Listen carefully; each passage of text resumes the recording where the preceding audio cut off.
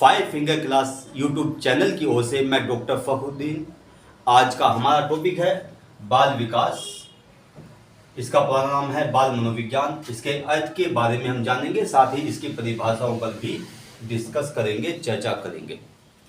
तो पहले जान लेते हैं मानव विकास क्या है, उसका अर्थ क्या है।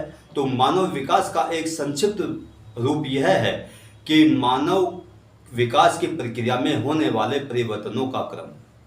तो मानव विकास की जो प्रक्रिया है उसके अंदर जो परिवर्तन होते हैं उनका क्रम क्या है। मनोवैज्ञानिकों और शिक्षा शास्त्रियों के द्वारा उस परिवर्तन के दौरान विभिन्न प्रकार की विशेषताओं पर प्रकाश डाला गया और साथ साथ उनकी विशेषताओं के बारे में बताया गया। यहाँ पर जन्म से लेकर के और परिपक्वता से लेकर के वृद्धावस्था या मृत्यु तक चलने वाली एक प्रक्रिया को मानव विकास या बाल विकास के रूप में संदर्भित किया जाता है। मुख्यतः हम अगर इसका विस्तृत रूप लें तो वो मानव विकास की प्रक्रिया कहलाता है, लेकिन जब हम इसका एक संक्षिप्त रूप लेते हैं यानी कि गर्भाधान से लेकर के परिपक्वता अवस्था तक चलने वाली जो एक प्रक्रिया है उसको बाल विकास या बाल मनोविज्ञान के रूप में संदर्भित किया जाता है। हम यहाँ पर इस चीज़ को देखते हैं कि क्षण प्रतिक्षण बालक के व्यवहार में कुछ ना कुछ परिवर्तन होते रहते हैं। जैसे जैसे उसका विकास होगा वैसे वैसे ही कुछ लक्षण उसके अंदर उत्पन्न होंगे और कुछ लक्षण धीरे धीरे उसके परिवर्तित होते चले जाएंगे या खत्म होते चले जाएंगे। तो यहाँ पर एक रचनात्मक परिवर्तन हमारे सामने दिखाई देता है, वह है जन्म से लेकर के परिपक्वता अवस्था तक चलने वाली प्रक्रिया के दौरान होने वाला रचनात्मक परिवर्तन। हम इसको रचनात्मक इसलिए कहते हैं कि यहाँ पर आकर के बालक जो है वो परिपक्वता की तरफ को अपने आप को बढ़ाता है और उस दौरान उसके शारीरिक वृद्धि होती है, मानसिक विकास की प्रक्रियाओं में परिवर्तन आता है, संवेगात्मक बदलाव उसके अंदर देखे जाते हैं और सामाजिक परिवर्तन भी उसके अंदर देखा जाता है। और यही नहीं, भाषा विकास, बुद्धि का विकास और व्यक्तित्व विकास भी उसके अंदर देखा जाता है। तो विकास की केवल एक छोटा सा एक अर्थ नहीं है, छोटी सी एक परिकल्पना यहाँ पर नहीं है, बल्कि इसका क्षेत्र बहुत विस्तृत है। अब यहाँ पर हम इसकी परिभाषाओं पर भी प्रकाश डाल देते हैं कि इसकी परिभाषाएं क्या हैं। कि बाल मनोविज्ञान ये क्रो एंड क्रो के अनुसार जो परिभाषा दी गई है आपके सामने लिखी हुई है, और लिखी इसलिए है जिससे कम समय में ज़्यादा से ज़्यादा जानकारी आपको बाल विकास के बारे में हो सके। तो वह क्या है कि बाल मनोविज्ञान, क्योंकि बाल मनोविज्ञान पहले से ही इसका नाम चला हुआ रहा था और मैंने आपको बताया था कि मनोविज्ञान की एक शाखा के रूप में बाल विकास का जन्म हुआ। तो बाल मनोविज्ञान वह वैज्ञानिक अध्ययन है जो व्यक्ति के विकास का अध्ययन गर्भकाल से लेकर किशोर अवस्था की प्रारंभिक अवस्था तक करता है। जैसा कि मैंने कुछ देर पहले बताया कि जब हम मानव विकास या बाल विकास की बात करते हैं तो यह एक ऐसी प्रक्रिया है जो गर्भकाल या गर्भाधान से लेकर के किशोर अवस्था की प्रारंभिक अवस्था तक चलती है, यानी कि जो एक युवा अवस्था होती है, युवा अवस्था से पहले की अवस्था जिसको हम किशोर अवस्था कहते हैं, एडोलेसेंस पीरियड कहते हैं, उस अवस्था तक ये बाल मनोविज्ञान की प्रक्रिया चलती है और इसका ही वैज्ञानिक अध्ययन करना बाल मनोविज्ञान कहलाता है। अब दूसरी परिभाषा पे आते हैं जो कि दी गई है जेम्स ड्रेवर के द्वारा, बहुत प्रसिद्ध मनोवैज्ञानिक है और इंट्रोडक्शन टू साइकोलॉजी नाम की इनके द्वारा पुस्तक लिखी गई।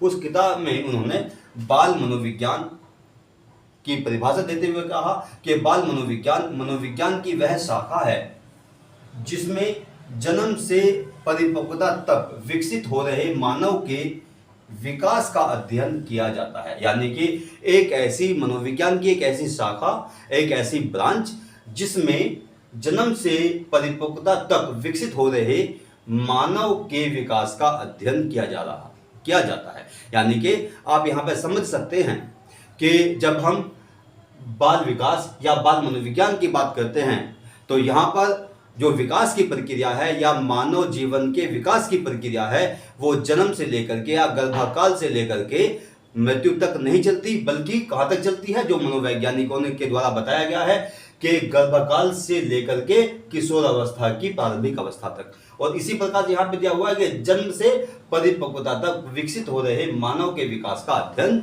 बाल मनोविज्ञान के अंतर्गत किया जाता है।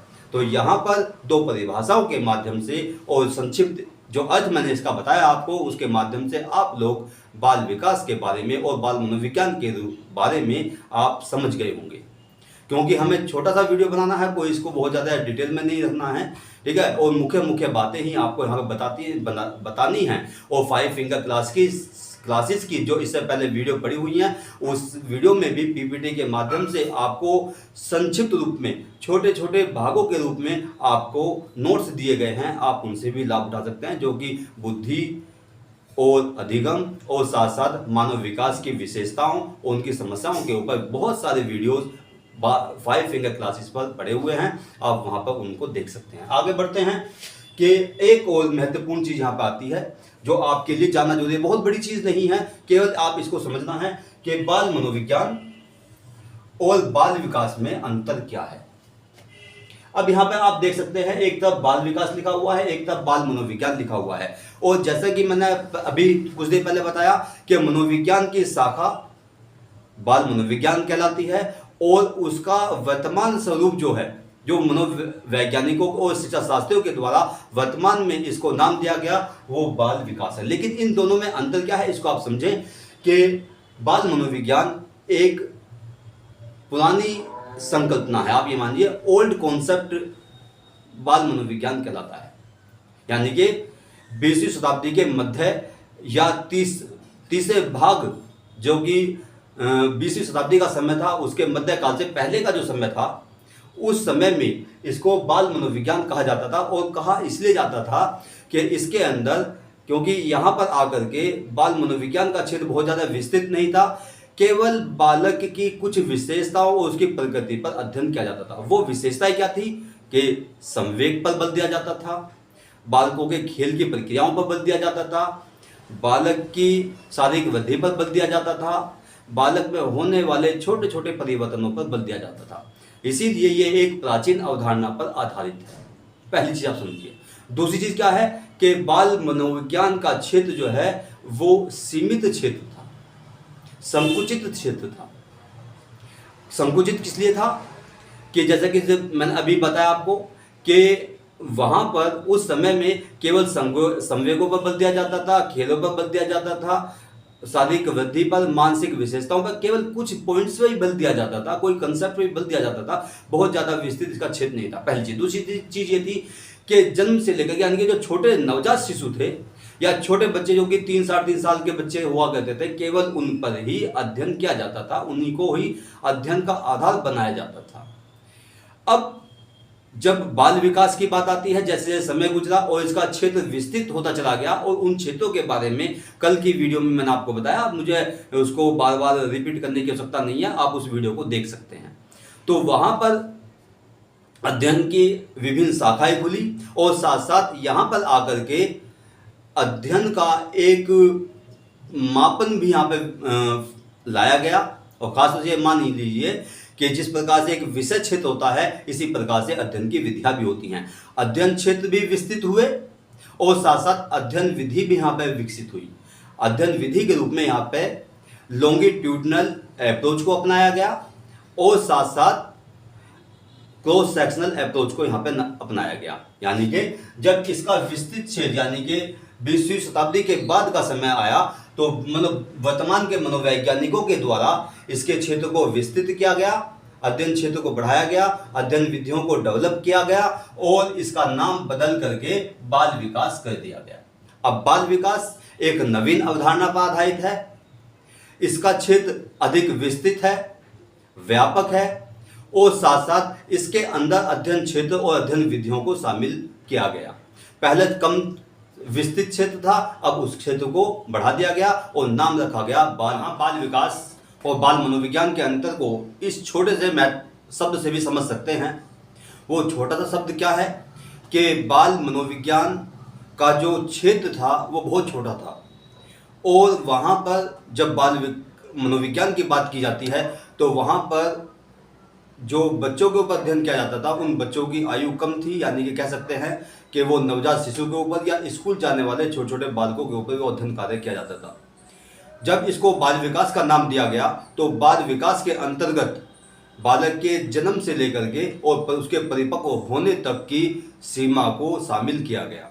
तो यहाँ पे आप समझ सकते हैं कि बाल विकास और बाल मनोविज्ञान के मध्य अंतर क्या है। अब अगले पॉइंट पे चलते हैं। अगला पॉइंट है कि बाल विकास और विकासात्मक मनोविज्ञान में अंतर। बाल विकास और बाल मनोविज्ञान विकासात्मक मनोविज्ञान में बहुत बड़ा अंतर नहीं है। केवल आपको समझने की बात है कि जब हम विकासात्मक मनोविज्ञान की बात करते हैं तो यहाँ पर जन्म से लेकर के और वृद्धावस्था तक की विकासात्मक प्रक्रियाओं को इसके अंदर शामिल किया जाता है, जबकि बाल विकास के अंतर्गत केवल जन्म से लेकर के परिपक्वता अवस्था तक की प्रक्रियाओं को शामिल किया जाता है। ये अंतर महत्वपूर्ण है। इसके अलावा यहाँ पर हम दो चीज़ें देखते हैं। एक है कि जब हम बाल विकास की बात करते हैं तो वहाँ पर रचनात्मक परिवर्तन हमारे सामने आते हैं। वो रचनात्मक परिवर्तन किस प्रकार के हैं कि बच्चा जब जन्म लेता है जब से लेकर के और उसके परिपक्व होने तक वह निरंतर विकासात्मक प्रक्रियाओं से होकर के गुजरता है। किस प्रकार से कि उसके अंदर शारीरिक वृद्धि होती है, मानसिक बदलाव उसके अंदर आते हैं, संवेगात्मक और भाषागत बदलाव उसके अंतर्गत आते हैं, उसके सामाजिक क्षेत्र का या सामाजिक परिधि का विस्तार होता है, उसकी बुद्धि और उसके व्यक्तित्व और अधिगम की प्रक्रियाओं में बदलाव होता है और साथ साथ उसकी क्रियात्मक अभिक्षमताओं में भी वृद्धि होती है।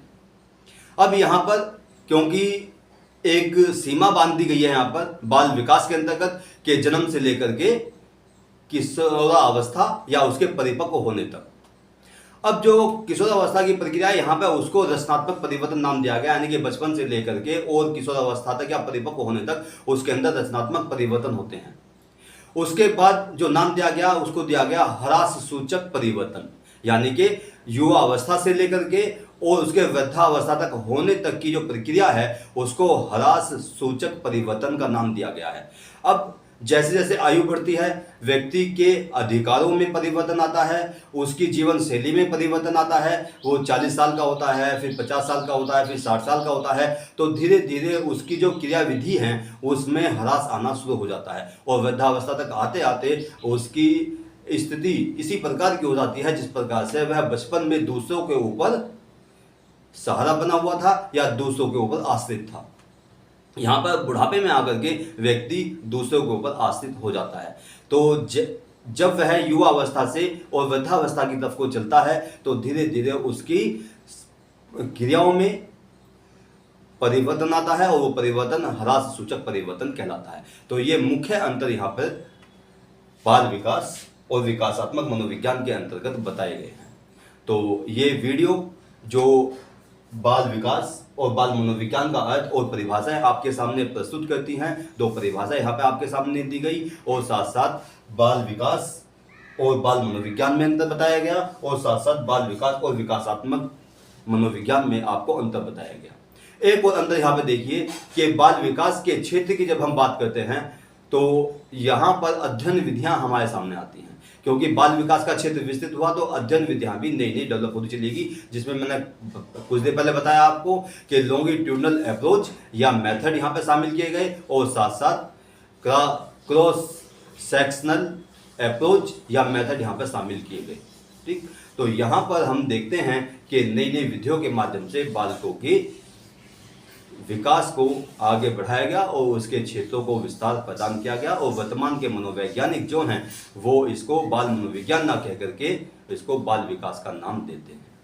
तो आज की हमारी वीडियो यहीं पूरी होती है। बहुत छोटी वीडियो बनाई गई है जिससे कम समय में ज़्यादा चीज़ों को आप समझ सकें। धन्यवाद। जय हिंद, जय भारत।